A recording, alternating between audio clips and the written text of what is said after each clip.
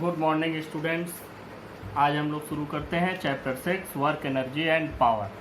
और ये तीनों टॉपिक ऐसे हैं जो आपके पहले से पढ़े हुए हैं। वर्क आपको मालूम है कि अगर किसी भी ऑब्जेक्ट पर फोर्स लगाया जाए और फोर्स की डायरेक्शन में वो ऑब्जेक्ट डिस्प्लेस हो जाए तो हम कहते हैं वर्क इज डन। एनर्जी क्या होती है? Capacity to do work. मतलब वर्क और एनर्जी दोनों सेम है। This is work and energy is capacity to do work. तीसरा चीज है पावर। पावर मतलब रेट ऑफ वर्क डन, काम कितनी तेजी से किया गया। ये इन तीनों चीज़ों को आप लोग पढ़ चुके हैं क्लास 9 क्लास 10 में। इसके थोड़े थोड़े चीज़ों को आपने स्टडी किया है। यहाँ पर हम इसको थोड़ा डिटेल में स्टडी करेंगे। तो अब हम सबसे पहले चलते हैं वर्क की बात करते हैं। वर्क क्या होता है? कोई भी ऑब्जेक्ट हो उस पर आपने फोर्स लगाया और उस फोर्स की डायरेक्शन में अगर ऑब्जेक्ट मूव कर गया, कुछ डिस्टेंस से मूव कर गया, तो जितना डिस्प्लेसमेंट हुआ और जितना फोर्स लगाया गया, इन दोनों के प्रोडक्ट को हम कहते हैं वर्क डन। फिर से समझो, जब भी किसी ऑब्जेक्ट पर फोर्स लगाओगे और वो ऑब्जेक्ट फोर्स की डायरेक्शन में डिस्प्लेस हुआ तो हम कहेंगे वर्क हुआ, वर्क इज डन। और अगर मान लीजिए आपने फोर्स लगाया, बहुत ज़्यादा फोर्स लगाया और ऑब्जेक्ट में डिस्प्लेसमेंट नहीं हुआ तो नो वर्क डन। तो वर्क डन तभी होगा जबकि आप फोर्स लगाएं और उस फोर्स की डायरेक्शन में वो ऑब्जेक्ट डिस्प्लेस। अब बात होती है कि मान लो कि कोई एक ऐसा ऑब्जेक्ट है जिस पर हमने फोर्स लगाया लेकिन एग्जैक्ट फोर्स की डायरेक्शन में डिस्प्लेसमेंट नहीं हुआ, तब क्या? जैसे मान लो इसी ऑब्जेक्ट पर हमने फोर्स लगाया और हम फोर्स इस डायरेक्शन में लगाए, इस डायरेक्शन में लगाए और ऑब्जेक्ट डिस्प्लेस हुआ इस डायरेक्शन में, ये यहाँ से यहाँ चला गया, डिस्प्लेसमेंट उतना ही रहा यस, और फोर्स लगाया गया जिस डायरेक्शन में डिस्प्लेसमेंट हुआ उससे थीटा एंगल पर फोर्स लगाया गया। तब यहाँ पर वर्क डन कितना होगा? देखो इस जगह पर जो वर्क डन हुआ यही यस डिस्प्लेसमेंट ही अगर हम यहाँ भी मान लें तो हमको वर्क का फार्मूला मिलता है work is equal to force into displacement. F dot S लिखो क्योंकि अब तो आप डॉट और क्रॉस प्रोडक्ट पढ़ चुके हैं, तो यफ डॉट एस, क्योंकि work is a scalar quantity, force vector है, डिस्प्लेसमेंट भी वेक्टर है, तो दो वेक्टर का प्रोडक्ट अगर हमको स्केलर मिल रहा है इसका मतलब it is a dot product और स्केलर प्रोडक्ट। अब बात करते हैं कि जब इस कंडीशन में हम आए, इस कंडीशन में आए तो देखो इस फोर्स का कुछ न कुछ कंपोनेंट इस डिस्प्लेसमेंट की डायरेक्शन में होगा। जो कंपोनेंट इस डिस्प्लेसमेंट की डायरेक्शन में है वह कितना होता है? वह होता है इसका कंपोनेंट, और उसको हम लोग कहते हैं एफ कॉस थीटा। अब ये कहाँ से आया एफ कॉस थीटा? इसको भी समझो। मान लो कि हमारे पास एक ट्राइंगल दिया गया है, हम राइट एंगल ट्राइंगल कंसीडर करते हैं और इसमें ये वैल्यू है एफ। यहाँ से आपने परपेंडिकुलर ड्रा कर दिया इस पर, ये एंगल है थीटा, ये वैल्यू है एफ। अब आपको देखो ये हो गया बेस, ये परपेंडिकुलर और ये हो गया हाइपोटेन्यूज। हमको इसमें यह बेस चाहिए, तो बेस चाहिए कैसे कैलकुलेट करेंगे? बेस और इन टर्म्स ऑफ हाइपोटेन्यूज, तो हमारे पास एंगल क्या है? कॉस। तो अगर हम इसका कॉस थीटा ले लें तो cos theta is equal to होता है बेस डिवाइडेड बाई हाइपोटेन्यूज। तो बेस को हम बी मान लेते हैं, सिंपल बी बाई एफ। तो अब बी की वैल्यू कितनी हो जाएगी? बेस की वैल्यू हो जाएगी F cos theta, B is equal to F cos theta. तो इसका मतलब एफ का कंपोनेंट यहाँ कितना हो जाएगा? F cos theta. अगर इसी का रेक्टेंगुलर कंपोनेंट भी हमको निकालना तो हमको ये चाहिए, तो ये चाहिए तो आप क्या लिखेंगे? Sine theta. साइन थीटा इसको परपेंडिकुलर को पी मान लो तो पी बाई एफ हो जाएगा। तो पी की वैल्यू कितनी हो जाएगी? F sine theta. तो अगर हम इसी का कंपोनेंट एक यहाँ भी कैलकुलेट करें, निकालें, तो यहाँ जो कंपोनेंट आएगा वो हो जाएगा फोर्स का कंपोनेंट एफ साइन थीटा। तो यह फोर्स का कंपोनेंट जब भी थीटा डिग्री पर कोई चीज़ रिजोल्यूट होता है तो वो वैल्यू उसकी कॉस थीटा के बराबर आती है।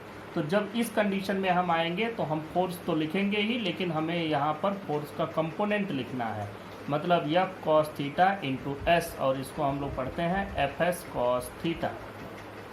तो यहीं से हमको ये फार्मूला भी मिलता है कि in the vector form it can be written as work done is equal to force into displacement. क्या हो गया, वर्क का पूरा फार्मूला आपको मिल गया और यह वर्क आपके समझ में आया। अब देखो इसमें वर्क में जब हम आगे बढ़ते हैं तो वर्क के हमको 2-3 टाइप्स मिलते हैं। ये वर्क के टाइप्स इस पर डिपेंड करते हैं कि फोर्स का कंपोनेंट डिस्प्लेसमेंट के डायरेक्शन में किस एंगल पर है, कहाँ है। देखो मान लो कि अगर हमने फोर्स लगाया इधर की ओर और उस फोर्स का कोई कंपोनेंट इस डायरेक्शन में जिधर डिस्प्लेसमेंट हो रहा है उस डायरेक्शन में है। फिर से समझो, फोर्स लगाया, फोर्स का कोई कंपोनेंट अगर डिस्प्लेसमेंट की डायरेक्शन में है तो इसको हम लोग कहते हैं पॉजिटिव वर्क डन। ध्यान से समझना, this is called positive work done या पॉजिटिव वर्क।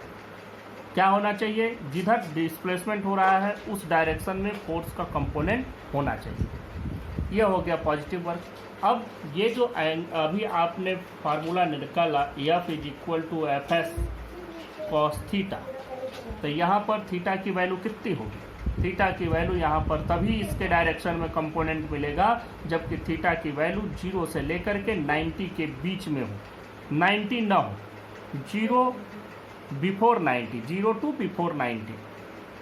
तो ये हम लोग कहेंगे कि तब वर्क डन क्या हुआ, पॉजिटिव वर्क डन। अब हम बात करते हैं, मतलब theta must be acute angle. अब अगर इसी बात को हम लोग कहें कि when theta is equal to 90 degree, तो ये वैल्यू हो जाएगी F S cos 90 degree. Cos 90 की वैल्यू 0 होती है, मतलब वर्क डन 0।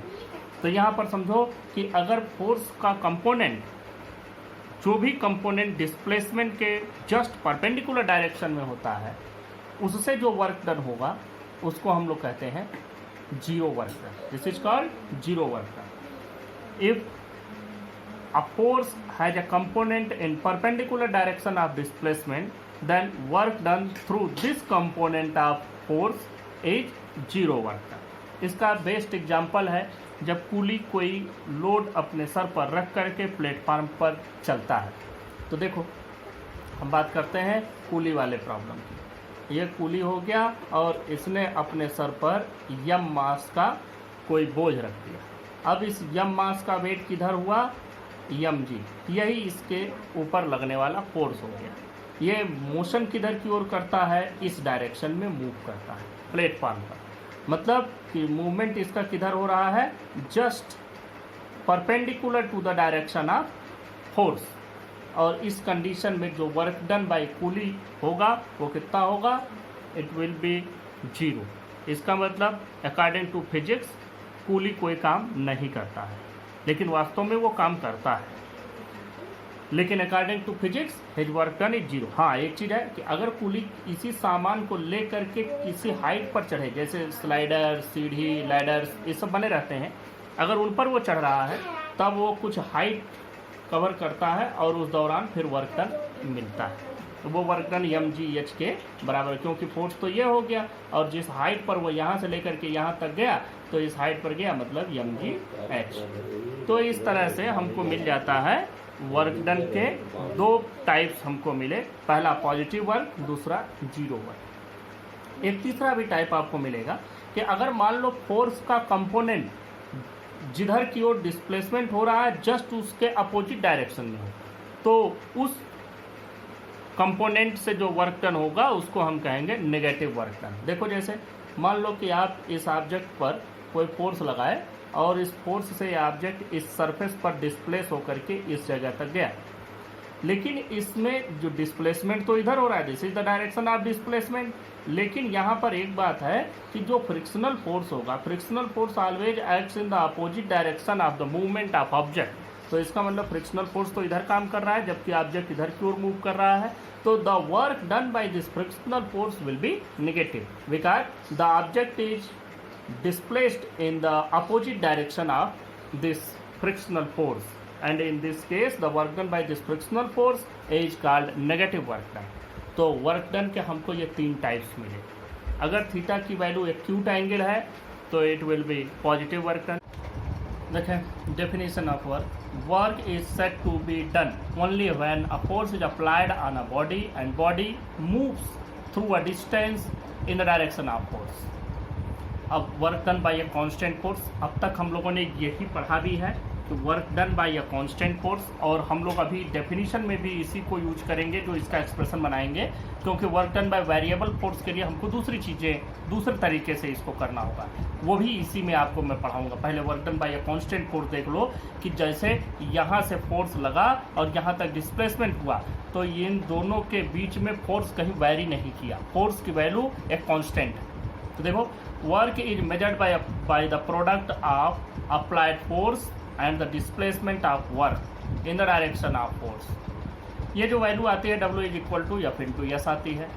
अब इसमें एक कंडीशन बनती है कि फोर्स में कोई डायरेक्शन पर लगा हो. If applied force is making an angle theta with the direction of displacement then work is equal to component of force in the direction of displacement into displacement. तो इसका component F cos theta into S, तो ये value मिली हमको Fs cos theta. अब देखो इसके आगे बात करते हैं. Since force and displacement both are vector quantities, ये दोनों वेक्टर क्वांटिटीज हैं, hence by definition of scalar product F dot S is equal to Fs cos theta, और ये वैल्यू वर्क डन के बराबर है. Thus work is a scalar quantity. तो यहाँ से हमको मिल गया कि वर्क स्केलर क्वांटिटी है. अब इसके यूनिट्स पर चलते हैं.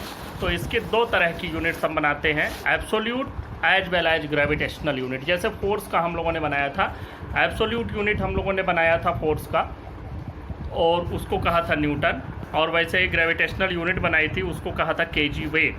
तो हम लोग अभी चलते हैं यूनिट ऑफ फोर्स पर, सॉरी वर्क डन पर.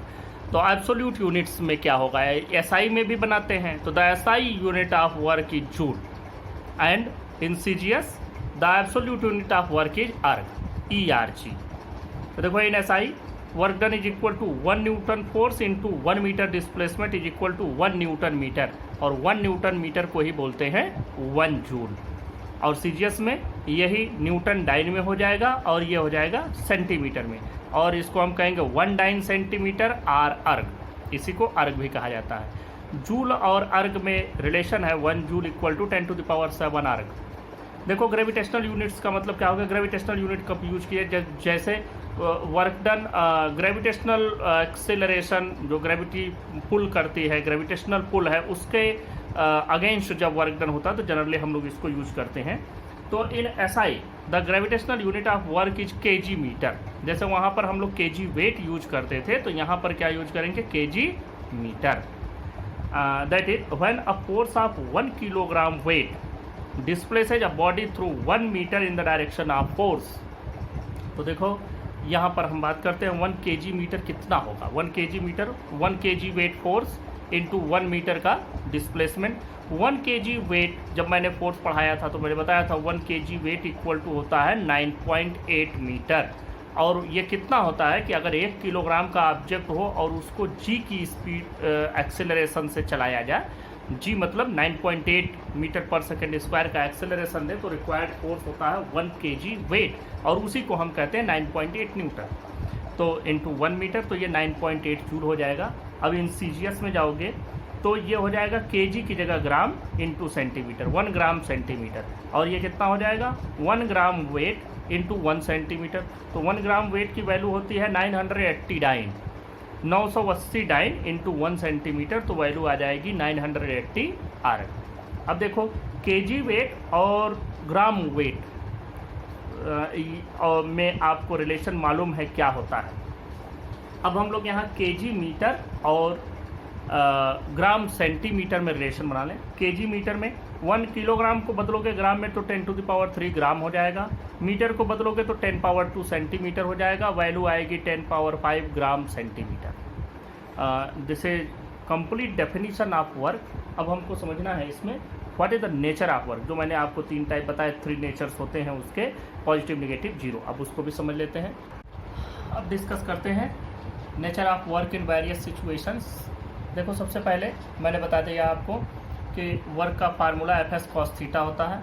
समझो we know that work is scalar quantity, but its value may be positive, negative and zero depending on the value of theta. ये कैसे डिपेंड करती है? ये वैल्यू आपको मालूम है, अगर थीटा की वैल्यू 0 से 90 डिग्री है तो इस पूरे की वैल्यू हमको पॉजिटिव मिलेगी। अगर थीटा की वैल्यू 90 डिग्री से ज़्यादा है तो हमको इस पूरे वर्क डन की वैल्यू नेगेटिव मिलेगी। और अगर इस थीटा की वैल्यू एग्जैक्ट 90 डिग्री हो जाए तब ये पूरा वैल्यू 0 हो जाएगा। तो एक बार पॉजिटिव, नेगेटिव, 0 ये मिलता है। तो पॉजिटिव वर्क की बात करते हैं, पॉजिटिव तब होगा जब थीटा की वैल्यू 0 से 90 डिग्री हो। When theta is less than 90 degree मतलब एक्यूट एंगल है, then force has a component in the direction of displacement. In this case work done by the force is positive. ये condition बनेगी, force इधर लग रहा है, इसका एक कंपोनेंट डिस्प्लेसमेंट, ये डिस्प्लेसमेंट की डायरेक्शन है, इस डायरेक्शन में फोर्स का कंपोनेंट है कॉस थीटा है, मतलब work done by this force will be positive. इसका एग्जांपल देखो, when a body falls under gravity then work done by gravity is positive. ऐसा क्यों होता है? क्योंकि ग्रेविटी पुल कर रही है डाउनवर्ड, ऑब्जेक्ट डाउनवर्ड फॉलिंग भी हो रहा है। तो the direction of motion and the direction of force applied by the earth or gravity both are in the same direction, that is at a 0 degree angle. In this case the work done will be positive.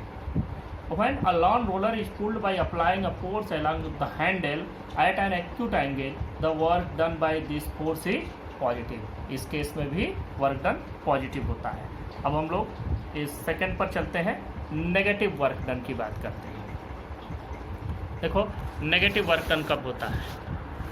Negative work done में बस सारी चीज़ें वही रहेंगी, क्या चीज़ change हो जाएगा? When theta is greater than 90 degree मतलब ऑब्ट्यूस हो जाए, then force has a component in the opposite direction of displacement. In this case work done by this opposing force is negative. देखो डिस्प्लेसमेंट इधर हो रहा है और जो अपोजिंग फोर्स है वो इस डायरेक्शन में है, तो इसका एक कंपोनेंट एफ कॉस थीटा इधर भी होगा। देखो इसको यहाँ से यहाँ ले जाने वाला, डिस्प्लेस करने वाला फोर्स अलग होगा और उसके द्वारा जो वर्क डन होगा वो तो आपका पॉजिटिव वर्क डन होगा। लेकिन यहाँ पर क्या है, ये अपोजिंग फोर्स जैसे फ्रिक्शनल फोर्स हो गया, एयर का रेजिस्टेंस हो गया या किसी भी और तरह का फोर्स हो सकता है जो इस मोशन को अपोज कर रहा हो, तो वह फोर्स जो वर्क डन करेगा वह नेगेटिव होगा। ये फोर्स से जो वर्क डन हो रहा है, this opposing force work done by this opposing force will be negative. इसके एग्जांपल देखो, when a body is thrown upward then its motion is opposed by gravity. In this case work done by gravity is negative. तो यहाँ पर work done by negative, gravity is negative. आप जो work done किए वो तो positive होगा, लेकिन जब work done by gravity calculate करेंगे while an object moving upward then it will be negative। दूसरी बात करते हैं, when brake is applied to a moving vehicle then work done by braking force is negative because braking force opposes the motion। ये motion को oppose कर रहा है, मतलब कि जो वर्क डन अप्लाइड होगा through the brake that will be negative. अब देखो जीरो वर्क की बात करते हैं, जीरो वर्क भी समझ लेना ज़रूरी है।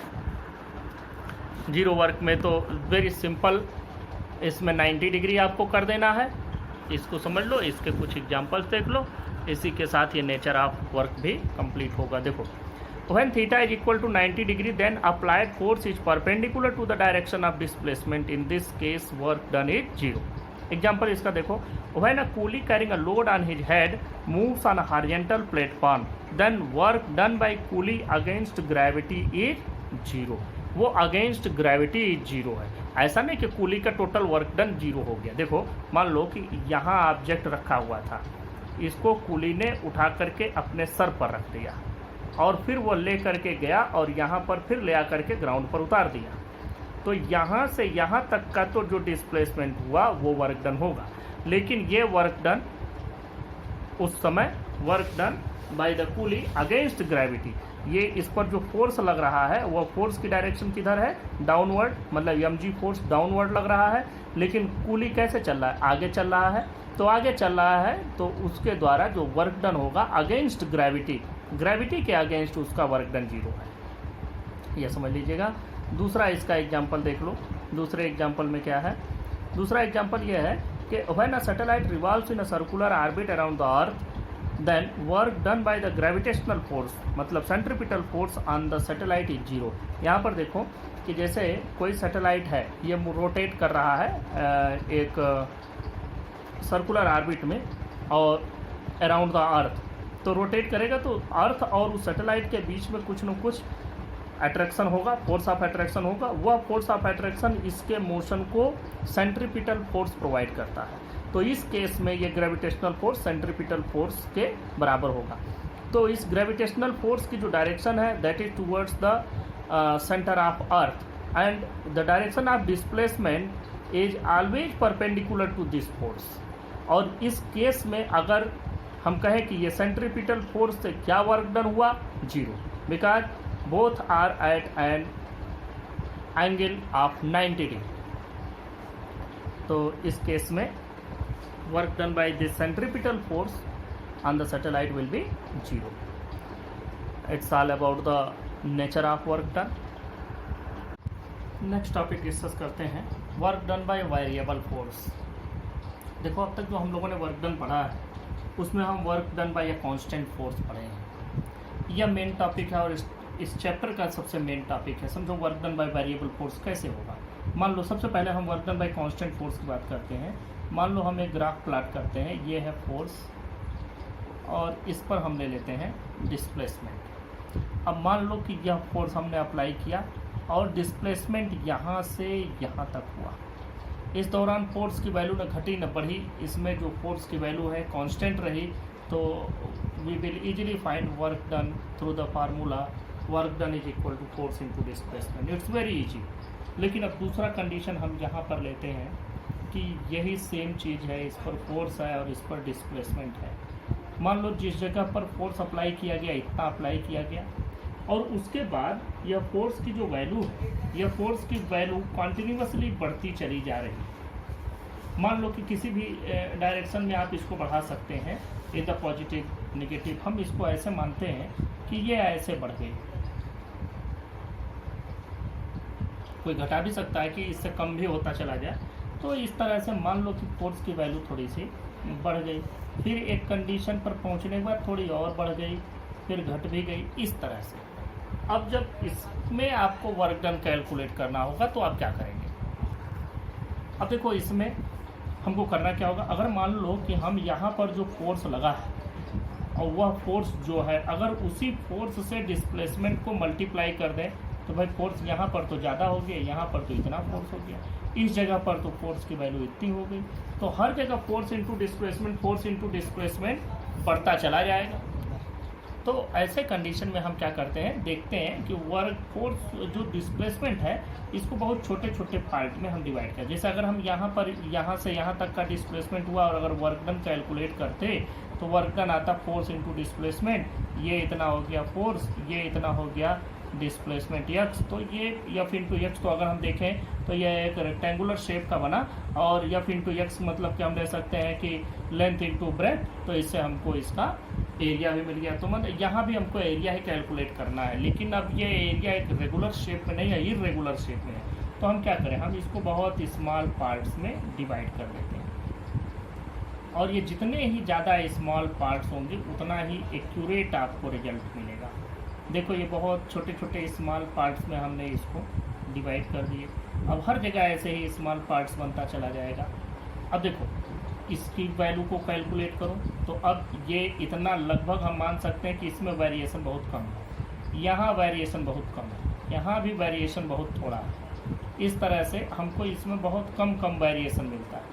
तो फोर्स यहाँ मिला, फिर इस जगह पर दूसरा फोर्स हो गया, उससे इतना डिस्प्लेसमेंट, फिर इस जगह इतना फोर्स हो गया, तो इससे यहाँ तक का डिस्प्लेसमेंट, यहाँ थोड़ा और फोर्स बढ़ गया तो ये डिस्प्लेसमेंट। अब इन सब फोर्स इंटू डिस्प्लेसमेंट को हम अलग अलग कैलकुलेट करेंगे और फिर बाद में सबको एक साथ जोड़ देंगे तो हमको निकल जाएगा work done by variable force. इसको करने के लिए हम लोग कैलकुलस का सहारा लेते हैं। कैलकुलस में मैंने आपको डिफरेंशिएशन इंटीग्रेशन का वीडियो भी सेंड किया है, आप देख भी सकते हैं, उसको देख लेना, उसमें भी समझ में आएगा। देखो हम लोग करते क्या है, अब इस लाइन पर समझो, इस ग्राफ को छोड़ो, अब इस लाइन पर समझो, यहाँ से यहाँ तक का डिस्प्लेसमेंट है, हर जगह फोर्स वेरिएबल है। इस पूरे को हमने बहुत स्मॉल पार्ट्स में डिवाइड कर लिया। इस पूरे डिस्प्लेसमेंट को हम छोटे छोटे पार्ट में डिवाइड करेंगे, लेकिन इक्वल पार्ट्स होने चाहिए, ये नहीं कोई बड़ा कोई छोटा, सारे डिवीजन्स इक्वल। अब इक्वल डिवीजन्स में अब देखो इस एक पार्ट में फोर्स वर्क डन कैलकुलेट करेंगे, फोर्स इनटू डिस्प्लेसमेंट। इस एक पार्ट में कैलकुलेट करेंगे, फिर इसके लिए, फिर इसके लिए, फिर इसके लिए, ऐसे हर एक पार्ट के लिए आप फोर्स इनटू डिस्प्लेसमेंट कैलकुलेट कर लेंगे और फिर उन सबको एक साथ जोड़ लेंगे तो आपको मिल जाएगा work done by variable force. देखो इसको करने का तरीका हम लोग क्या करेंगे, पहले किसी एक स्मॉल डिवीजन के लिए वर्क डन कैलकुलेट करेंगे। तो work done for a small division delta W is equal to हो जाएगा फोर्स इनटू डेल्टा एक्स। यहाँ पर ये जो एक डिवीजन है इसमें जो डिस्प्लेसमेंट हो रहा है यह डेल्टा एक्स है, एक डिवीजन के डिस्प्लेसमेंट को डेल्टा एक्स कह देंगे। अब देखो अगर यह डिवीजन बहुत छोटा हो, इतना छोटा हो कि यह लगभग जीरो के बराबर, हम जितना ही छोटा डिवीजन्स लेंगे उतना ही एक्यूरेट वैल्यू मिलेगी, क्योंकि हर एक डिवीजन में वैल्यू चेंज हो जा रही है। तो जितने छोटे डिवीजन्स होंगे तो उन डिवीजन्स में उतनी दूर तो हम मान सकते हैं कि हाँ इतनी दूर तो कांस्टेंट रहा ही होगा, वैल्यू बदल रही है, कंटिन्यूअसली बदल रही है, लेकिन बहुत छोटे छोटे डिवीजन हो जाएंगे तो हम मान लेंगे कि हाँ इतने दूर में तो कांस्टेंट ही रहा होगा। तो चलो फोर्स इनटू डिस्प्लेसमेंट, तो अगर मान लो कि हम यहाँ पर एक लिमिट लगा दें, लिमिट का मतलब we are putting a condition, इसमें हम एक कंडीशन पुट कर रहे हैं कि delta x tends to zero, और तब अगर F into delta x calculate करें तो इस वैल्यू को हम डी डब्ल्यू से रिप्रेजेंट करते हैं। सिर्फ इतना ही है, हमने कुछ नहीं किया, जो फार्मूला था डेल्टा डब्ल्यू का वही फार्मूला हम यूज कर रहे हैं, लेकिन बस हमने क्या कर दिया कि इसमें डेल्टा एक्स की वैल्यू इतनी कम कर दी। वैसे डेल्टा एक्स कुछ भी हो सकता था, डेल्टा एक्स इतना बड़ा इंटरवल ले सकते थे, इतना बड़ा इंटरवल कुछ भी हो सकता था, लेकिन अब जो हम इंटरवल ले रहे हैं वह इतना छोटा है कि उसकी वैल्यू लगभग जीरो के बराबर है, बिल्कुल जीरो है नहीं। तो इसको हम लोग इस तरह से लिखते हैं एफ इंटू डी एक्स, इसको हम लोग इस तरह से लिखते हैं एफ इंटू डी एक्स। अब एफ इंटू डी एक्स लिखते ही आपके समझ में आ जाना चाहिए कि यह है क्या, F into delta x, where delta x is so small that it tends to be zero and the work done during this displacement, this small displacement d x is small work done d W.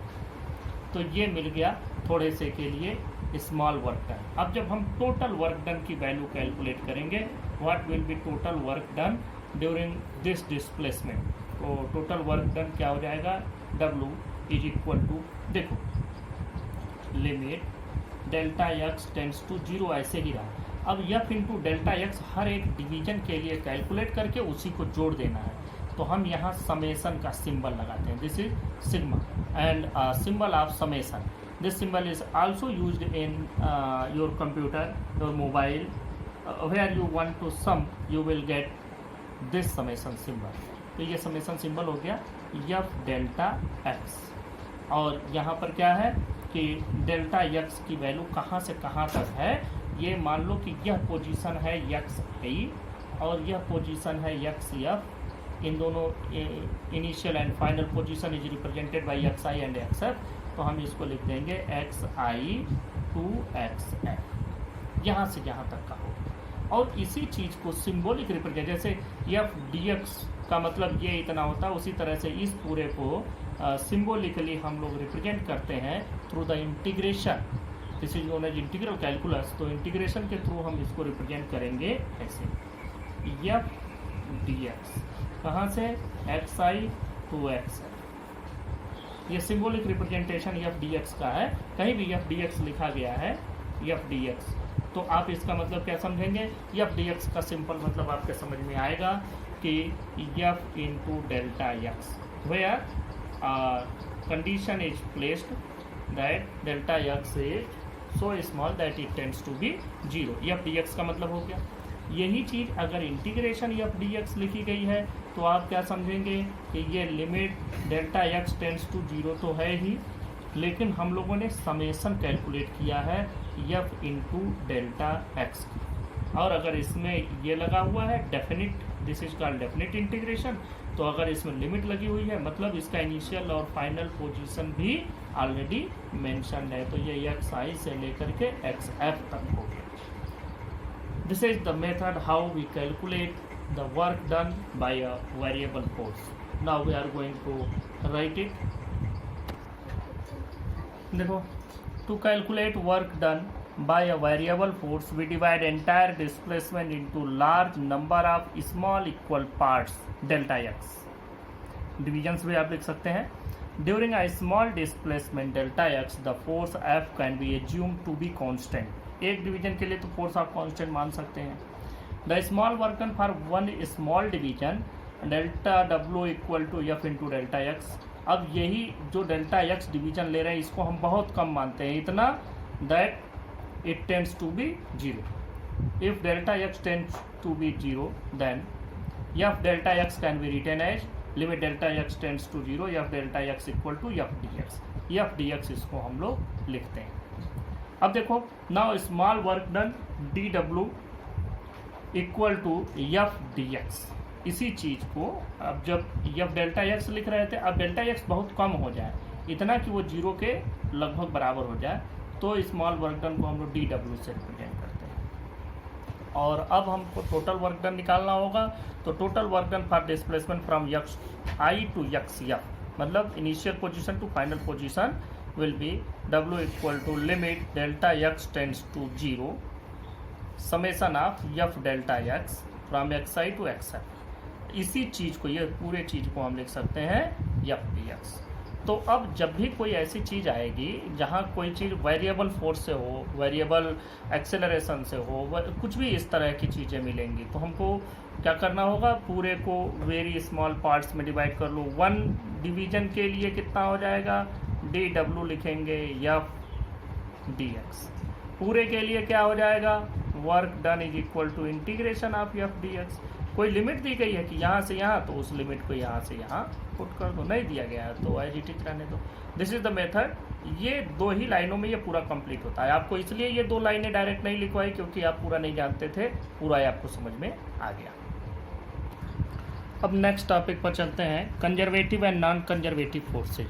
देखो, दो तरह के forces हमको मिलते हैं, conservative and non conservative. इसमें conservative पर पहले बात करते हैं. देखो, अगर कहीं भी हम डिस्प्लेसमेंट कर रहे हैं, किसी भी फोर्स से डिस्प्लेसमेंट कर रहे हैं, और वो जो डिस्प्लेसमेंट हो रहा है वह जिस पाथ को फॉलो किया गया उस पर डिपेंड नहीं करता है, सिर्फ और सिर्फ इस पर डिपेंड करता है कि उसकी फाइनल और इनिशियल पोजीशन क्या है. तो ऐसे फोर्स को हम कहते हैं कंजर्वेटिव फोर्स. जैसे देखो, मान लो ऑब्जेक्ट को यहाँ से इस जगह से ले करके, आप ऐसे ना समझो, आप यहाँ समझें कि इस जगह पर एक ऑब्जेक्ट रखा गया है, इस ऑब्जेक्ट को हम यहाँ से इस प्लेस तक डिस्प्लेस किए. अब देखो, एच हाइट तक ये डिस्प्लेस हुआ, एच हाइट तक डिस्प्लेस हुआ. फोर्स इस पर जो लग रहा है, अगर यम मास है इसका, तो इसका जो वेट होगा एम जी, फोर्स हम एम जी लगाएंगे, ऊपर ले जाएंगे. तो हमको कितना वर्क डन करना पड़ा, work done is equal to होता फोर्स इंटू डिस्प्लेसमेंट, मतलब एम जी इंटू एच. तो work done against gravitational force कितना हो जाएगा, M G H. Work done against gravitational force हो जाएगा एम जी एच. अब देखो, इसी चीज़ को अगर हम इस ऑब्जेक्ट को पहले यहाँ ले जाएं, ऊपर ले गए इस जगह तक, यहाँ से इस ऑब्जेक्ट को यहाँ ले आओ, फिर इस ऑब्जेक्ट को यहाँ ले जाओ, फिर इसको इस जगह पर ले जाओ, और उसके बाद यहाँ पहुँचाओ. अब देखते हैं वर्क डन हम कैलकुलेट करते हैं. हमने क्या किया, यहाँ से यहाँ ले गए, फिर यहाँ ले गए, फिर यहाँ ले गए, और तब ऊपर ले गए. अब रास्ता हमने बदल दिया, पूरे को डायरेक्ट यहाँ से यहाँ ले गए एम मास के ऑब्जेक्ट को, तो टोटल वर्क डन इतना मिला था अगेंस्ट द ग्रेविटेशनल फोर्स. अब बात करते हैं, यहाँ से यहाँ ले गए, मान लो कुछ हाइट हुई, इतना वर्क डन हुआ. अब जब यहाँ से यहाँ आप डिस्प्लेस किए, तो अभी भी ग्रेविटेशनल फोर्स किधर की ओर है, एम जी, वेट इसका नीचे की ओर काम कर रहा है, और work done against gravitational force is again zero, because the angle between the gravitational force and the displacement is 90 degree. Therefore this work done against gravitational force is zero. अब देखो, यहाँ से यहाँ ले गए तो ये वर्क डन हुआ, अगेंस्ट ग्रेविटेशनल फोर्स ही वर्क डन हम कैलकुलेट कर रहे हैं. तो this work done will be added. Now this work done is again under this condition where the angle between displacement and force is 90 degree, and again this work done against gravitational force will be 0. Now this work done will be added. Therefore, we have again find that this work done plus this work done plus this work done means the total entire work done, and in this case the work done by the force is independent of the path. ये path कोई भी ले उस path पर dependency नहीं है। इसका मतलब यह हो गया कि जो भी यहाँ वर्क डन आ रहा है वह सिर्फ इसके इनिशियल और फाइनल पोजीशन पर ही डिपेंड कर रहा है, और इसलिए इस फोर्स को जिस फोर्स से या जिस फोर्स के अगेंस्ट वर्क डन पर ऐसा हो कि इनिशियल और फाइनल पोजीशन के अलावा पाथ पर डिपेंडेंसी न हो वर्क डन की, तो उसको हम कहते हैं कंजर्वेटिव फोर्स। इस तरह के फोर्सेस का एग्जांपल है जैसे gravitational force, elastic force, electrostatic force etcetera. अब हम लोग इसको लिखते हैं कंजर्वेटिव फोर्सेस। और यही एक चीज़ और भी समझ लो कि अगर ऐसा नहीं है, पाथ पर डिपेंड कर रहा है, तब उसको क्या कहेंगे? Non conservative force. जैसे फ्रिक्शनल फोर्स, देखो यहाँ से समझो कि एक सीमेंट की बोरी रखी है, ये है सरफेस, ये पूरा सरफेस है, यहाँ से यहाँ आपको इसको खींच करके ले जाना है। This is the shortest distance. इस पाथ से ले जाओगे तो इतना चलना पड़ेगा, हमने पाथ दूसरी ले ली, इस तरह से घूम के ले गए। तो जब आप इतना घूम के ले गए तो आपने पाथ लंबा ले लिया, तो अब इस पूरे पाथ पर जो फ्रिक्शनल फोर्स के अगेंस्ट आप वर्क डन कर रहे हैं तो वो फ्रिक्शनल फोर्स भी बढ़ जाएगा, क्योंकि फ्रिक्शनल फोर्स तो पाथ पर ही डिपेंड कर रहा है। इतना पाथ चलोगे तो कम फ्रिक्शनल फोर्स मिलेगा, लंबा पाथ जाओगे ज़्यादा फ्रिक्शनल फोर्स मिलेगा। मतलब work done against frictional force depends on path, therefore it is a non conservative force. तो frictional force non conservative force में आता है। जितने भी जनरली रजिस्टिव फोर्सेज होते हैं वो सभी नॉन कंजर्वेटिव में आते हैं, और ये electrostatic force, gravitational force, elastic forces all under the conservative forces. हो गया। हाँ, तो आप कंजर्वेटिव फोर्सेज का डेफिनेशन देख लो। A force is said to be conservative if work done by the force are against the force in moving a body depends only upon the initial and final position of the body and is independent of the path followed between the initial and final positions. अब जो इसका example gravitational force, elastic force, electrostatic force. ये देखो, ये मैंने एक बनाया है, एच हाइट तक हम इस ऑब्जेक्ट को डिस्प्लेस कर रहे हैं और ग्राउंड से, तो इसमें वर्क डन जो हो रहा है वो mgh आएगा। अगर हम इसको इस पाथ से ले जाएं तो देखो mg के दो पार्ट हो जाएंगे, mg इधर, mg cos थीटा और mg sin थीटा। तो हमको फोर्स जो लगाना है वो किसके अगेंस्ट लगाना है? वर्क डन अगेंस्ट दिस, ये हो जाएगा 90 डिग्री, तो this work done against this mg cos theta will be 0 because the angle between these two forces is 90 degree. तो यहाँ पर देखो, यहाँ से यहाँ ले जाने में कोई वर्क डन नहीं होगा, फिर इतना दूर में वर्क डन होगा, फिर यहाँ से यहाँ में कोई वर्क डन नहीं, फिर इतने में वर्क डन, फिर यहाँ से यहाँ में नो वर्क डन, फिर work done, no work done, work done. तो इस तरह से जब आप इन सबको जोड़ेंगे तो सिर्फ आपको इसमें मिलेगा वर्क डन, यहाँ वर्क डन मिल रहा है, यहाँ मिल रहा है, यहाँ मिल रहा है, इस पर नहीं मिल रहा है। तो सिर्फ हाइट पर ही वर्क डन मिलेगा। जो टोटल हाइट ऐड करेंगे तो क्या मिलेगा आपको? यही हाइट मिलेगी। Means all these are the examples of conservative forces. तो इसमें ये कंजर्वेटिव फोर्सेज के 3 एग्जाम्पल्स हो गए। अब नॉन कंजर्वेटिव फोर्स देखते हैं। नॉन कंजर्वेटिव फोर्सेज में देखें, a force is said to be non conservative if work done by the force are against the force in moving a body from one position to another depends upon the path followed between the two positions. For example frictional force, viscous force etcetera.